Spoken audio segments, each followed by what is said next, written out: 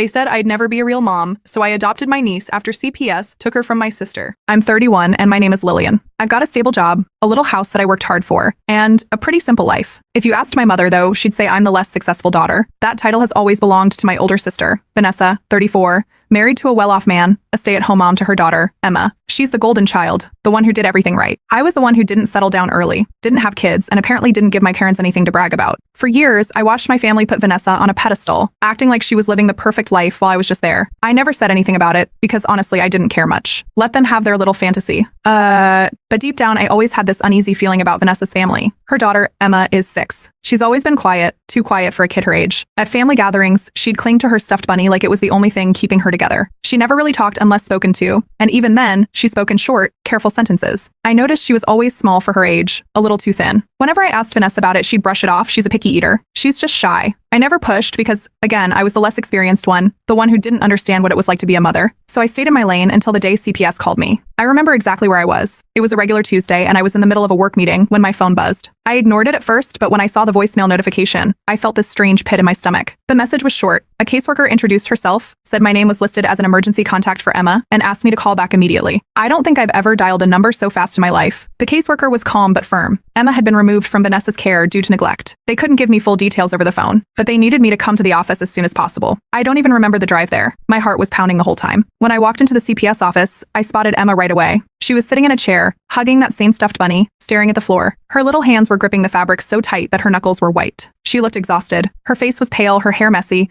and her clothes were too thin for the weather outside. I crouched down in front of her, trying to smile even though my chest felt like it was about to cave in. "Hey, sweetheart," I said softly. She didn't say anything, but her eyes flickered up to mine for just a second before she looked down again. The caseworker pulled me aside and explained what little she could. There had been reports of neglect for a while. Neighbors had noticed Emma looking malnourished, wearing dirty clothes, and being left alone for long periods. Finally, someone made a call that stuck, and when CPS arrived, the situation was bad enough that they removed her immediately. I felt sick. I always had a gut feeling that something was wrong, but I never imagined it was this bad. And now I was standing there looking at this little girl who had nobody else. Then my phone rang. Vanessa. I stepped outside to take the call, and the moment I answered, she was hysterical. "This is all a mistake. You have to tell them. You have to give her back to me, Lillian. You know I would never hurt my daughter." I barely got a word in. Ow. She kept going, crying, swearing that this was all some kind of misunderstanding, that the caseworker had a personal vendetta against her, that Emma was just going through a phase. Then her voice changed. "If you don't give her back, I will never forgive you," she hissed. That's when I hung up. I went back inside, looked at Emma, and made my decision. I told the caseworker I would take her. The next few weeks were a blur. I was granted emergency temporary custody while the legal process played out. The investigation was ongoing, and I knew it would take time before any permanent decision was made. Emma was quiet at first, barely speaking above a whisper. She wouldn't eat much, and she flinched every time I raised my hand too quickly, like she was used to being hit. Then little by little, she started to relax. I found out she loved strawberries, so I stocked up. She started eating more, sleeping better. One night, I walked past her room and saw her curled up in bed, hugging that bunny, breathing evenly. It was the first time I'd seen her look peaceful. But then she started talking. She told me about going to bed hungry. It's about being locked in her room when she misbehaved. It's about how she wasn't allowed to cry because crying makes mommy mad. I wanted to scream. Instead, I hugged her and promised she was safe. Meanwhile, Vanessa wasn't done. She started telling everyone that I stole Emma, that CPS had made a mistake, that I was just jealous of her perfect life. My parents ate it up. They called me, demanding that I do the right thing and give Emma back to her real mother. I told them if they really believed that, they should go ask Child Protective Services why they took Emma away in the first place. I stopped responding to their calls and messages and eventually changed my number. I wasn't going to let them guilt me into putting Emma back in danger. A week later, the caseworker told me something that made my blood run cold. They were investigating more than just neglect. There was evidence that Vanessa's husband might have been hurting Emma in ways I didn't even want to imagine. That night, Emma called me mommy by accident. The second she said it, she clamped her hands over her mouth, like she'd done something wrong. I pulled her into my arms and whispered, "It's okay, sweetheart. You're safe now." And for the first time, she believed it.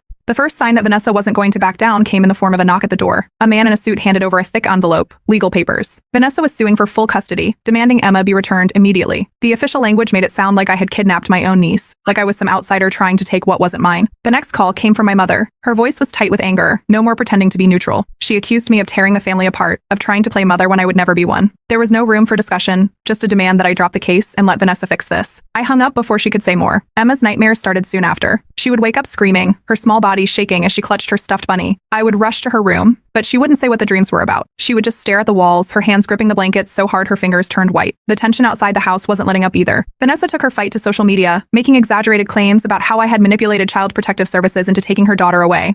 She painted herself as the perfect mother, a woman who had been wrongfully accused. Comments poured in, some defending her, others asking questions she refused to answer. Then, mutual friends started reaching out. Some were cautious, asking what was really happening. Others weren't so kind, outright accusing me of being jealous, of wanting to steal Vanessa's life. I didn't respond. I had bigger things to focus on. One evening, in the middle of all this chaos, something unexpected happened. Emma laughed. Not a small chuckle or a nervous giggle, an actual full, joyful laugh. We were watching a silly cartoon, and something about it sent her into a fit of giggles. It was the first real sound of happiness I'd heard from her. For a moment, everything else faded, but the legal battle was just beginning. I hired a lawyer, someone with a reputation for handling difficult family court cases. She made it clear that this wasn't going to be quick or easy. Vanessa had money, connections, and the ability to put on a good show when it suited her. But we had evidence. The first court date arrived fast. Vanessa's lawyer argued that she was a loving mother who had made a few mistakes, that Emma should be returned to her immediately. My lawyer pushed back, presenting CPS reports, medical records, and statements about Emma's condition when she was removed. The judge wasn't convinced enough to make a final ruling but refused to return Emma right away. The custody order remained in place while the investigation continued. Vanessa stormed out of the courtroom, muttering that she would never let this stand. Then, an unexpected witness came forward. A former babysitter of Emma reached out after seeing Vanessa's social media posts. She had always been too afraid to speak up before, worried about legal trouble or retaliation, but now she was ready to talk. Her testimony was damning. She described being underpaid, watching Emma go to bed without dinner, and witnessing Vanessa lock her in her room for hours as punishment. As the legal fight intensified, Vanessa's husband started pulling away. He made a public statement saying he had no idea about the neglect. But behind the scenes, his actions told a different story. My lawyer found out he had quietly moved money out of their joint accounts right before the CPS case started. It raised questions about whether he had been planning to leave all along. While all of this unfolded, I got Emma into therapy. The therapist confirmed what I already knew: Emma was dealing with serious trauma. She had trouble trusting adults, she was anxious around loud voices, and she hesitated before accepting comfort. Then Vanessa called. Her voice was different this time, softer, tearful. She claimed she had changed, that she just wanted to talk. She begged me to meet her, just the two of us, no lawyers, no arguments. Against my better judgment, I agreed. We met in a cafe, a public place. The moment I walked in, I knew I had made a mistake. There were cameras, a local news crew. Vanessa was already sitting at a table, dabbing her eyes with a tissue, playing the role of the heartbroken mother. I turned and walked out without a word. Emma's therapist advised me to cut off all contact with Vanessa for now. I agreed. My parents weren't happy about that decision, but I stopped answering their calls too. Then, a crucial turning point came. The court agreed to consider a psychological evaluation of Vanessa after multiple reports raised concerns about her behavior. If the evaluation revealed serious issues, it could heavily influence the case. For the first time, it felt like the truth was finally catching up to her. The results of Vanessa's psychological evaluation came back, and they were exactly what my lawyer had expected. The report flagged narcissistic tendencies, a lack of emotional regulation, and most importantly, an inability to recognize or prioritize Emma's emotional well-being. It wasn't a diagnosis, but it was enough to show the court that something was seriously wrong. Instead of addressing the concerns, Vanessa went on the attack. She called the entire system corrupt, claiming that courts were biased against good mothers and that she was being punished for not being perfect. Her social media posts ramped up, this time accusing CPS of being influenced by bitter people with an agenda. Some people still defended her, but the tide was turning. The more she spoke, the worse she sounded. That didn't stop my parents from doubling down. They started making ultimatums, warning me that if I didn't step aside and return Emma to Vanessa, I was out of the family. They saw my fight for custody as a betrayal, choosing an adopted role over blood. The calls and messages were relentless until I finally blocked their numbers. That was the moment I realized I wasn't just fighting Vanessa. I was fighting my entire family. One night, as I was tucking Emma in, she reached for my hand. Her grip was small but firm. She looked up at me, hesitated, then whispered, "I love you, Mommy." Her voice was quiet, like she wasn't sure if she was allowed to say it. I squeezed her hand back and told her I loved her too. As the custody battle dragged on, an unexpected ally reached out. Vanessa's former best friend, someone she had cut off years ago, sent me a message. She told me that Vanessa had always been more concerned with how she looked as a mother than actually being one. According to her, Vanessa saw Emma as an accessory, not a child. I asked if she'd be willing to testify.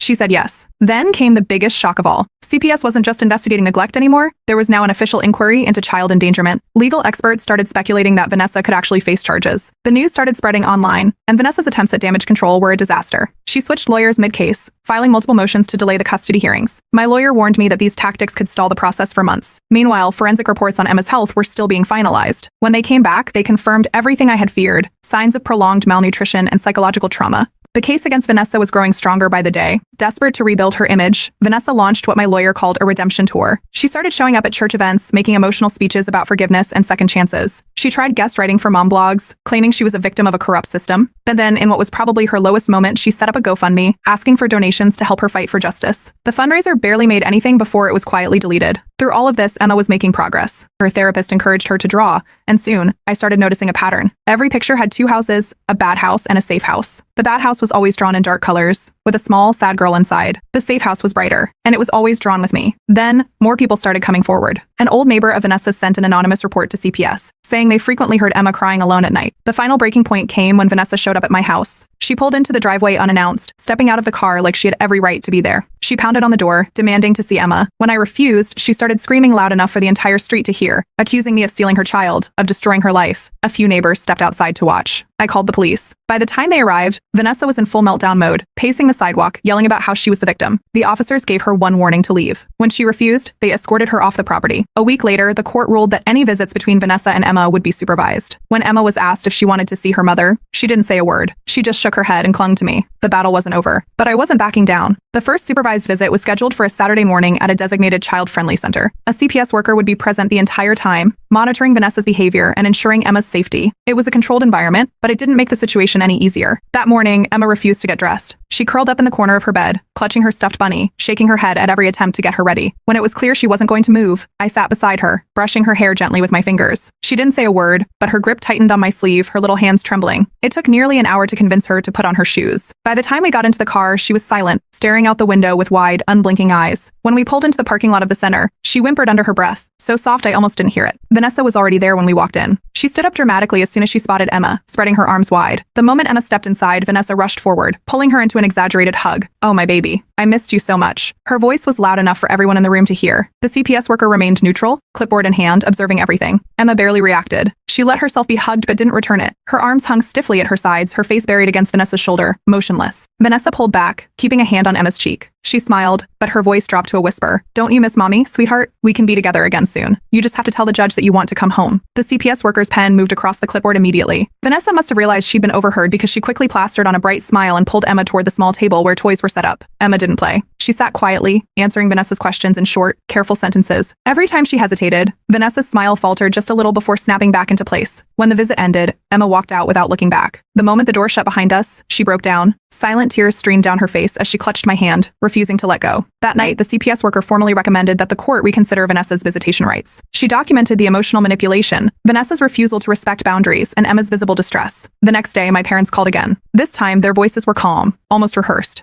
They suggested I meet Vanessa halfway, that I should let Emma spend the night at her real home. When I refused, the conversation turned cold. My mother sighed heavily before hanging up. Later that week, my lawyer called. The judge was paying close attention to the visits, and Vanessa's behavior wasn't working in her favor. But Vanessa wasn't done pushing her limits. During the second visit, she ignored the CPS worker's warnings and whispered to Emma again, coaching her on what to say in court. The CPS worker caught every word, writing everything down. This time, she reported it directly to the judge. Stricter oversight was put in place immediately. Emma started wetting the bed again. She had stopped weeks ago, but now, every night, she woke up crying, clutching the sheets. The visits were breaking her all over again. Her therapist filed an official recommendation with the court. Emma's supervised visits with Vanessa needed to stop. The emotional distress was too severe, undoing the progress she had made. When Vanessa found out, she spiraled. She went on another tirade online, blaming everyone but herself. The posts became more aggressive, filled with accusations against CPS, the legal system, even me. Some of the comments were sympathetic, but most people had stopped believing her. The judge made a temporary ruling. Visitations would be halted for now, pending further review. That night, for the first time in weeks, Emma slept through the night without waking up. Vanessa wasn't going to give up, but neither was I. With visitations halted and public sympathy slipping away, Vanessa became more reckless. Her usual tactics, social media rants, emotional manipulation, and legal delays weren't working anymore. She was running out of options, and it was becoming obvious. My parents, however, weren't letting up. Their messages became more aggressive, accusing me of breaking the family apart. They insisted I should at least co-parent with Vanessa, as if the months of court battles and CPS investigations never happened. When I shut them down again, telling them Emma's safety was my only priority, my mother accused me of ruining Vanessa's life. Vanessa, meanwhile, had started sending me erratic messages. Some were long, rambling apologies, full of excuses about how she was just overwhelmed and how she deserved a second chance. Others were outright threats, warning me that I would regret keeping Emma from her. The back-and-forth nature of it all made one thing clear: she was spiraling. Then, she took things to another level. One evening, I heard a sharp knock at my door. When I opened it, 2 police officers were standing there. Vanessa had reported Emma as kidnapped. I didn't panic. I had full legal documentation proving I was Emma's guardian. I handed over every court order, every custody ruling, every CPS report. The officers looked over everything, then exchanged a glance. They apologized for the inconvenience and left. The next day, Vanessa was officially charged with filing a false report. It was only a misdemeanor, but it was another major blow to her credibility. The court was notified immediately, and then something unexpected happened. Vanessa's husband, who had largely distanced himself from the case, was finally compelled to speak when CPS began investigating him as well. Fearing potential legal consequences, he reached out through his lawyer, offering to testify against Vanessa in hopes of reducing his own liability. Court documents later revealed he had quietly moved large amounts of money out of their joint accounts just before CPS got involved. Whether he was truly ignorant or just saving himself didn't matter. What mattered was that he had damning information, and he was willing to use it. As the next court date approached, Emma's therapist submitted another report. It stated in clear terms that Emma's anxiety significantly increased whenever Vanessa Vanessa was mentioned. The therapist strongly recommended that Emma have no further contact with her mother. It was more evidence in my favor, but I knew Vanessa wasn't done yet. A few days later, my phone rang. It was Vanessa, crying so hard that her words were barely understandable. She begged me to reconsider, to give her one last chance. When I stayed silent, she switched tactics instantly. Her voice turned sharp, full of rage, screaming that I was tearing apart her family and that she would never forgive me. I hung up. Then, she made her biggest mistake. Vanessa attempted to take Emma from daycare before the court officially halted visitations. The staff, already on alert due to the ongoing custody battle, refused her entry and immediately called the authorities. The daycare had been informed of the custody case, and the staff immediately called the police. By the time officers arrived, Vanessa was in the parking lot, screaming that she had a right to take Emma home. But she had just violated a court order, and this time there were consequences. She was arrested on the spot for attempted child abduction and violating a restraining order. The judge was notified immediately. My parents struggled to process what had happened. They initially blamed me, saying that I should have handled things differently. But when I reminded them that Vanessa had been arrested for attempting to take Emma legally, they fell into an uneasy silence, unwilling to acknowledge the truth outright. They didn't ask if Emma was okay. They didn't acknowledge that Vanessa had just tried to take a child illegally. They only saw their golden daughter being arrested. That was the final straw. I went no contact with them. I installed security cameras around my house. I made sure Emma's school had every legal document stating Vanessa wasn't allowed near her. The court fast-tracked the final custody hearing. Vanessa had lost. And this time, there was nothing she could do about it. The final court hearing arrived faster than expected. With Vanessa's recent arrest and the overwhelming evidence against her, my lawyer was confident. But I knew Vanessa wouldn't go down without a fight. When she walked into the courtroom, she was almost unrecognizable. Dressed conservatively, clutching a Bible, she looked like she had been preparing for this performance for weeks. Her hair was neatly styled, her makeup was soft and natural, and she moved with careful grace, as if she was playing the role of a reformed mother who had seen the error of her ways. But the judge wasn't interested in theatrics. When it was Vanessa's turn to speak, she launched into a shaky, teary defense, insisting that the attempted kidnapping was a misunderstanding. She claimed she had been overwhelmed, that she only acted out of desperation because she loved Emma so much. The judge, clearly unimpressed, cut her off mid-sentence. Violating a court order and attempting to take a child illegally wasn't a misunderstanding. It was a crime. The energy in the room shifted. The weight of Vanessa's actions became undeniable. No one could argue that this was just a custody battle anymore. This was about a child's safety. Then came the moment Vanessa had been dreading. Under subpoena, her husband was called to testify. He sat stiffly, avoiding Vanessa's eyes as he admitted that, while he had never directly harmed Emma, he had known what was happening. He had heard the crying, seen the bruises, and ignored the obvious signs of neglect. His failure to intervene made him complicit. He wasn't innocent, but his confession added weight to the case against Vanessa. Then CPS presented their final evidence. Medical reports confirmed prolonged malnutrition, psychological assessments detailed Emma's severe anxiety and attachment trauma, and new witness testimonies surfaced from former neighbors and babysitters who had been too afraid to speak up until now. The courtroom fell silent as the child psychologists presented their findings from their sessions with Emma. Using age-appropriate methods, they conveyed that Emma consistently expressed fear of returning to Vanessa and had shown significant emotional distress whenever her mother was mentioned. The judge listened carefully before delivering the final ruling. Full legal custody was granted to me. Vanessa lost all parental rights. As the words settled in the air, Vanessa's entire body tensed. She forced herself to stay composed, her hands clenched into fists. Then, in a final desperate attempt to control the narrative, she turned to the courtroom, tears streaming down her face. "I just wanted to be a good mother. Is that such a crime?" The judge shot her a warning look, telling her to compose herself or be removed from the room. Realizing she had lost, Vanessa turned her glare toward me. "You stole my child. I'll never forgive you." She was escorted out before she could say anything else. After the hearing, my parents made one last attempt to bring me back into the fold. They told me I could still fix things, that I could apologize to Vanessa and reunite the family. When I refused, they accused me of tearing them apart. That was the moment I knew the relationship was beyond repair. I walked away for good. With Vanessa stripped of her parental rights, the judge granted me permanent guardianship of Emma. The adoption process was set in motion, and for the first time in months, Emma seemed at peace. That night, as I tucked her into bed, she looked up at me with wide, hopeful eyes. "Do I get to stay forever?" I hugged her tightly, whispering the words she had been waiting to hear. Forever and always. The community rallied around us. Neighbors, friends, and even some of Vanessa's former friends reached out, offering their support. Even the people who had once believed Vanessa's lies saw the truth now. Meanwhile, Vanessa continued her downward spiral online, ranting about how she was robbed of her daughter. But her credibility was gone. Even her most loyal supporters distanced themselves. I cut off all contact with my parents. There was nothing left to salvage. With stability, Emma flourished. She made friends, excelled in school, and started calling me mom without hesitation. On her 7th birthday, I surprised her with the news that her adoption had been finalized. Emma's eyes filled with happy tears as she wrapped her arms around me. I held her close, knowing that for the first time in her life, she was truly safe.